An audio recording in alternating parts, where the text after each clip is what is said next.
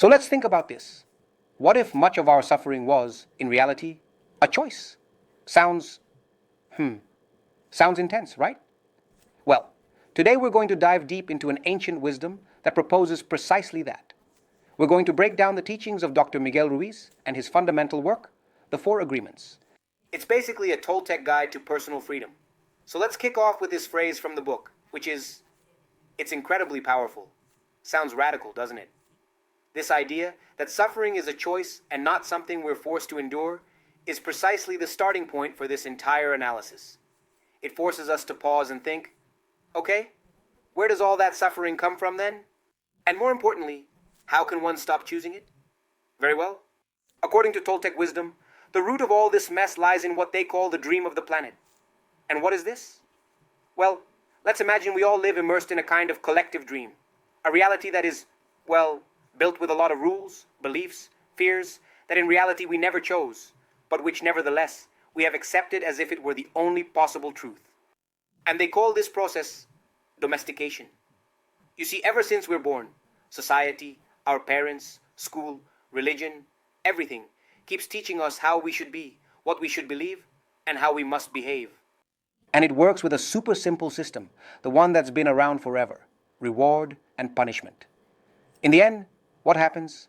We internalize these rules so much that we become our own tamers. And this domestication creates a brutal internal conflict personified by two figures that surely sound familiar to us: the judge and the victim. The judge is that little inner voice that is judging us all the time, right? Based on our personal law book. And the victim, that's the part of us that carries all the guilt, all the shame, the one that always feels it's never quite enough. Here it's very clear how this dynamic works, which is truly super toxic.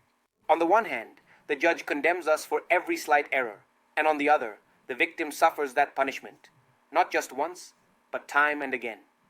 In fact, Ruiz says something very powerful, that humans are the only animals who pay thousands of times for the same mistake, and all because of this cycle of self-punishment we've set up.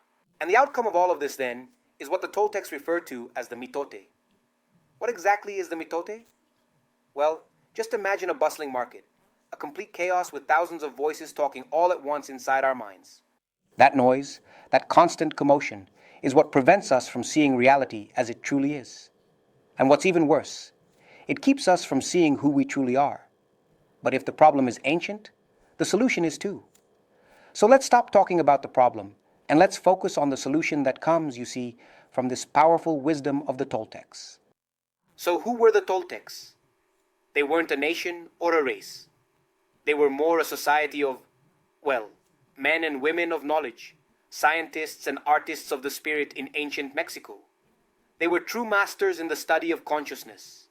And its knowledge, which remained hidden for centuries, now reemerges to offer us a highly practical plan to free ourselves from all that domestication. And that roadmap, that very plan, is summarized in 4 key agreements. They are actually very simple tools, but with an incredible power of transformation. They are designed for one specific purpose: to break those old agreements that we have made, the ones that are based on fear, and in doing so, to recover our personal power. And so, here we have them, the 4 pillars of this philosophy. First, always be impeccable with your words. Second, never take anything personally. Third, avoid making assumptions. And fourth, always give your maximum effort. They sound good, right? So let's see what's behind each one.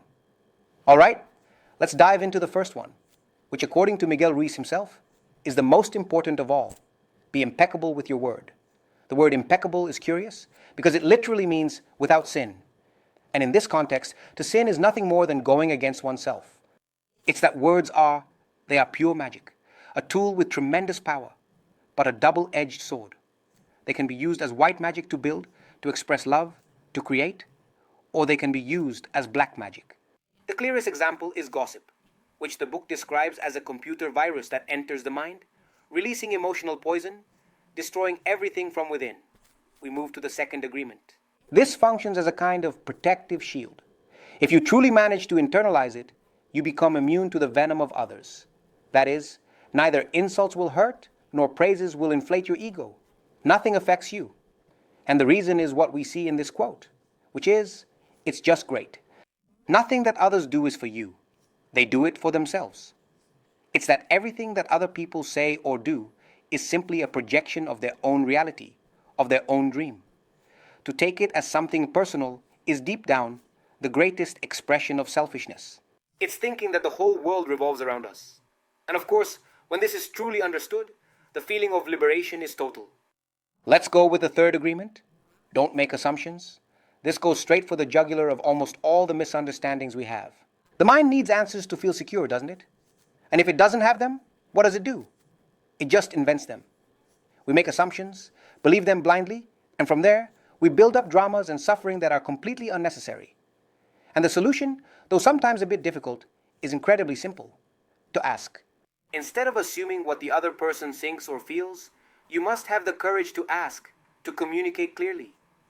A few clear questions can prevent the vast majority of emotional poison in our relationships. And we come to the fourth and final agreement. This is like the engine that makes the other three stop being just good ideas and become a real habit. This agreement is the key to moving into action. Always give your absolute best effort, no more, no less. But be careful. It's not about being perfect, Absolutely not. It's about consistency, about getting to it. And the most important thing here is to understand that maximum effort isn't fixed. It changes constantly. One day when we're full of energy, our maximum effort will be very high. But another day, if we're tired or sick, it will be much lower. And that's okay. The key is that if we always do our best in every moment, we take all the ammunition from our inner critic. There's no more room for guilt, nor for regret. Then, what happens if you truly manage to integrate these four agreements into your daily life? Well, the result is the conscious ability to transform our very own personal dream. And this perfectly sums it all up. We can choose to keep living in what the book calls the dream of hell, which is governed by fear, by constant judgment. Or we can use these agreements to start creating our own dream of heaven, a personal dream based on love, on acceptance, and on inner peace. Ultimately, the choice is ours. So we're left with this question to ponder. In the end, the four agreements aren't dogmas of faith. They're tools, simply tools. They remind us we have the power to be the artists of our own lives. And if the dream we're living doesn't suit us, we have the ability to start dreaming a new one. And we can start right now.